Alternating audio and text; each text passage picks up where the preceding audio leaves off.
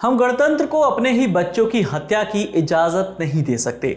Supreme court ने ये टिप्पणी 14 जनवरी 2011 को एक एनकाउंटर के मामले में की थी। टिप्पणी करते हुए कोर्ट ने केंद्र और आंध्र प्रदेश सरकार से जवाब मांगा था। 1 जुलाई 2010 को आंध्र प्रदेश में माओवादी उग्रवादी नेता चेरुकुरी राजकुमार और पत्रकार हेमचंद पांडे की पुलिस एनकाउंटर में मौत हुई थी। इस एनकाउंटर को फर्जी बताते हुए सामाजिक कार्यकर्ता स्वामी अग्निवेश और हेमचंद पांडे की पत्नी ने याचिका दाखिल की थी। इस मामले की जांच 2023 तक पूरी नहीं हुई है। इस मामले से पहले भी कई पुलिस एनकाउंटर हुए और बाद में भी होते रहे। कई एनकाउंटर बाद में फर्जी भी साबित हुए। एनकाउंटर सिस्टम की उन कार्य प्रणालियों में से है जिस पर लगातार सवाल उठते रहे हैं। 13 अप्रैल 2023 को खबर आई कि एक पुलिस एनकाउंटर में माफिया अतीक अहमद के बेटे असद अहमद और उसके सहयोगी गुलाम मोहम्मद की मौत हो गई। इस घटना ने एनकाउंटर के इर्द गिर्द बहस को फिर जिंदा कर दिया। दोनों उमेश पाल मर्डर केस में आरोपी थे। यूपी पुलिस ने दावा किया कि असद और गुलाम ने गोली चलाई, जिसके बाद पुलिस को भी गोली चलानी पड़ी। इसी क्रम में दोनों की जान गई। लेकिन यूपी के पूर्व मुख्यमंत्री अखिलेश यादव ने एनकाउंटर को झूठा बता दिया। पूर्व सीएम मायावती ने भी कहा कि मामले में जांच जरूरी है। भारतीय संविधान या कानून में कहीं एनकाउंटर शब्द का जिक्र नहीं है। पुलिस के पास किसी नागरिक का जीवन छीनने का अधिकार नहीं है। बल प्रयोग या गोली चलाने को लेकर भी स्पष्ट नियम है कि जानलेवा चोट ना लगे।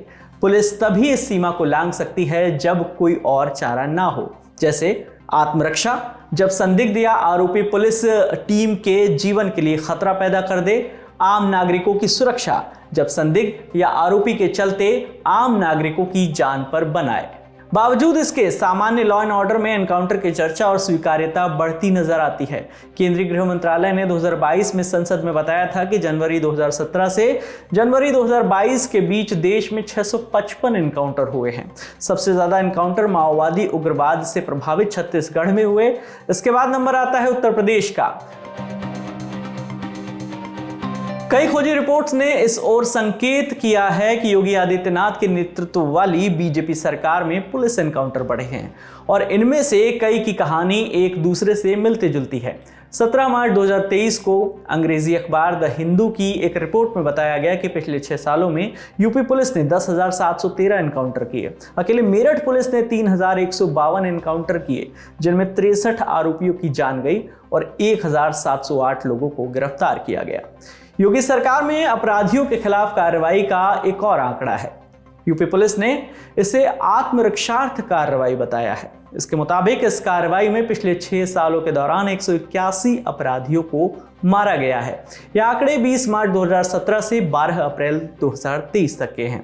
यह आंकड़े देखकर लग सकता है कि एनकाउंटर अपराधियों पर त्वरित कार्रवाई का एक कारगर तरीका है, लेकिन देश के दूसरे राज्यों की ही तरह यूपी में भी ऐसे कई मामले सामने आए जब पुलिस पर पैसे, प्रमोशन या मेडल के लिए एनकाउंटर करने का आरोप लगा। अगस्त 2018 में इंडिया टुडे ने यूपी कैश फॉर एनकाउंटर मामले का भंडाफोड़ किया था, जिसके बाद यूपी पुलिस ने अपने लोगों पर कार्रवाई भी की थी।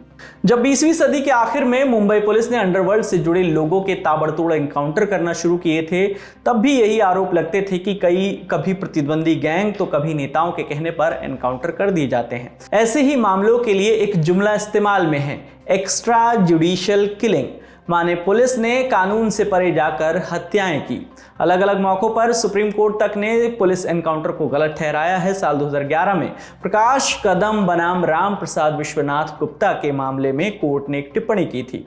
कोर्ट ने कहा था कि पुलिस द्वारा फर्जी एनकाउंटर और कुछ नहीं बल्कि निर्दयी हत्या है और जो इसे अंजाम दे रहे हैं उन्हें मौत की सजा होनी चाहिए। पुलिस एनकाउंटर में मौत को लेकर कई टिप्पणियों के बाद सुप्रीम कोर्ट ने 2014 में गाइडलाइन जारी की थी। दरअसल साल 1999 में सामाजिक संस्था people's union for civil liberties यानी PUCL ने सुप्रीम कोर्ट में एक याचिका दाखिल की थी। इस याचिका में साल 1995 से 97 के बीच मुंबई पुलिस द्वारा अंजाम दिए गए 99 एनकाउंटर पर सवाल उठाए गए थे। इन कथित एनकाउंटर में 135 लोगों की मौत हुई थी। लंबी सुनवाई के बाद साल 2014 में एक आदेश आया। जस्टिस RM लोढ़ा और जस्टिस रोहिंटन नरीमन ने 16 बिंदुओं का दिशा निर्देश जो है वो जारी किया था। कोर्ट ने कहा था कि अगर पुलिस एनकाउंटर में मौत होती है तो एफआईआर दर्ज की जानी चाहिए। इसके अलावा कई और भी निर्देश दिए गए थे। मसलन पुलिस को अगर किसी तरह की आपराधिक गतिविधि की जानकारी मिलती है तो उसे लिखित रूप यानी केस डायरी के रूप में या फिर किसी इलेक्ट्रॉनिक माध्यम से दर्ज करना होगा। अगर एनकाउंटर में किसी की जान चली जाती है तो केस दर्ज किया जाना चाहिए। धारा 157 के तहत केस दर्ज होना चाहिए। कोर्ट को तुरंत इसकी सूचना दी जानी चाहिए। पूरी घटना की एक स्वतंत्र जांच सीआईडी से या दूसरे पुलिस स्टेशन की टीम से करवाना जरूरी है। इसकी निगरानी एक सीनियर पुलिस ऑफिसर करेंगे। ये पुलिस अधिकारी जो है वो एनकाउंटर में शामिल सबसे सीनियर अधिकारी से एक रैंक ऊपर का होना चाहिए। धारा 176 के तहत पुलिस फायरिंग में हुई हर एक मौत की मजिस्ट्रेट जांच होनी चाहिए। इसकी एक रिपोर्ट न्यायिक मजिस्ट्रेट के पास भेजना जरूरी है जो सीआरपीसी की धारा 190 के तहत अधिकृत हो।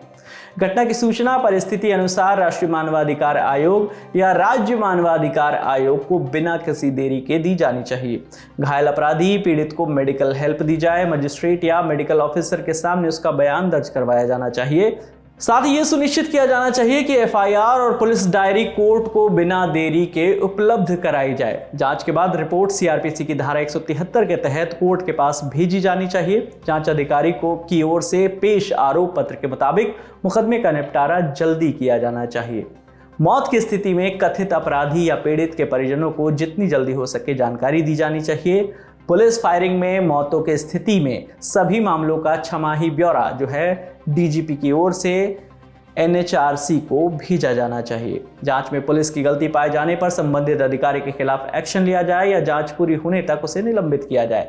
पुलिस मुठभेड़ में मारे गए व्यक्ति के आश्रितों को मुआवजा देने के लिए आईपीसी की धारा 357A पर अमल किया जाना चाहिए। संविधान के अनुच्छेद 20 के तहत संबंधित अधिकारी को जांच के लिए अपने हथियार जांच एजेंसी के पास सरेंडर करने होंगे। पुलिस अधिकारी के परिवार को जानकारी दी जाए। आरोपी अधिकारी को वकील मुहैया कराया जाना चाहिए। घटना के तुरंत बाद संबंधित अधिकारियों को ना तो बिना किसी बारी के यानी आउट ऑफ टर्न प्रमोशन दिया जाना चाहिए, ना ही कोई वीरता पुरस्कार। हर हाल में ये सुनिश्चित किया जाना चाहिए कि पुरस्कार तभी दिए जाएं, इसकी सिफारिश तभी की जाए जब संबंधित अधिकारियों की वीरता पर कोई संदेह ना हो। अगर पीड़ित के परिवार को लगता है कि इन प्रक्रियाओं का पालन नहीं किया गया है या स्वतंत्र जांच में किसी तरह की गड़बड़ी की आशंका हो तो वो सत्र न्यायाधीश से शिकायत कर सकते हैं। शिकायत मिलने के बाद सत्र न्यायाधीश उसकी जांच करेंगे। अब आपको बताते हैं कि एनएचआरसी की गाइडलाइंस क्या है। तो राष्ट्रीय मानवाधिकार आयोग ने समय समय पर पुलिस एनकाउंटर पर सख्त टिप्पणी की है। मार्च 1997 में एनएचआरसी के तत्कालीन चेयरमैन जस्टिस एमएन वेंकटचलैया ने सभी राज्यों के मुख्यमंत्रियों को पत्र लिखा था। इसमें कहा था कि बहुत सारे राज्यों में से जो है फर्जी एनकाउंटर की शिकायतें मिल रही हैं। जस्टिस वेंकटचलैया ने लिखा, अगर पुलिसकर्मी की गोली से कोई मारा जाता है तो पुलिस वाले पर गैर इरादतन हत्या का केस दर्ज किया जाना चाहिए। ऐसा इसलिए कि पुलिस के पास किसी भी व्यक्ति की जान लेने का कोई अधिकार नहीं है। एनएचआरसी ने राज्य और केंद्र शासित प्रदेशों को कुछ गाइडलाइन भी जारी की थी। वो गाइडलाइन क्या थी? एनकाउंटर में मौत की सूचना मिलते पुलिस स्टेशन के इंचार्ज को तुरंत इसकी जानकारी करनी चाहिए। आरोपी की मौत के तथ्यों और परिस्थितियों की जांच के लिए तुरंत कदम उठाए जाने चाहिए। क्योंकि एनकाउंटर में पुलिस खुद शामिल होती है, इसलिए ऐसे मामलों में जांच जो है स्वतंत्र एजेंसियों मसलन राज्य की सीआईडी से करवानी चाहिए। इन मामलों की जांच 4 महीनों में पूरी हो जानी चाहिए। अगर जांच में किसी के खिलाफ केस बनता है तो उस पर जो है स्पीडी ट्रायल होने चाहिए। अगर किसी मामले में कोई दोषी पाया जाता है तो मृतक के परिवार को मुआवजा दिया जाना चाहिए। अगर कोई पुलिसकर्मी की गोली से मारा जाता है तो पुलिस वाले पर आईपीसी की संबंधित धाराओं के तहत केस दर्ज किया जाना चाहिए। पुलिस की कार्रवाई में हुई मौतों से के सभी मामलों में मजिस्ट्रेट जांच होनी चाहिए और ये जांच 3 महीने के भीतर पूरी हो जानी चाहिए। पुलिस कार्रवाई में हुई सभी मौतों की जानकारी एनएचआरसी को दी जानी चाहिए। एसपी एसएसपी स्तर के अधिकारी घटना के 48 घंटों के भीतर आयोग को इसकी सूचना दें, ये जो है कहा गया था गाइडलाइन में। इसके अलावा घटना की जानकारी देने के 3 महीने के भीतर दूसरी रिपोर्ट जमा करनी होगी। इसमें पोस्टमार्टम रिपोर्ट, मजिस्ट्रेट जांच और पुलिस अधिकारियों की जांच रिपोर्ट होनी चाहिए। मई 2010 में भी एनएचआरसी के तत्कालीन अध्यक्ष जस्टिस जीपी माथुर ने कहा था कि पुलिस को किसी की जान लेने का अधिकार नहीं है। एनकाउंटर के ज्यादातर मामलों में पुलिस जवाबी फायरिंग शब्द का इस्तेमाल करती है। सीआरपीसी की धारा 46 कहती है कि अगर कोई अपराधी खुद को गिरफ्तार होने से बचाने की कोशिश करता है या पुलिस की गिरफ्त से भागने की कोशिश करता है या पुलिस पर हमला करता है, तो इन हालात में पुलिस उस अपराधी पर जवाबी हमला कर सकती है। लेकिन जब तक जानलेवा हमला नहीं किया जाता तब तक पुलिस गोली नहीं चला सकती है। इस खबर में फिलहाल इतना ही। आपके लिए तमाम जानकारी जुटाई थी हमारे साथी साकेत ने। मेरा नाम है विकास वर्मा। देखते रहिए दी ललन टॉप। शुक्रिया।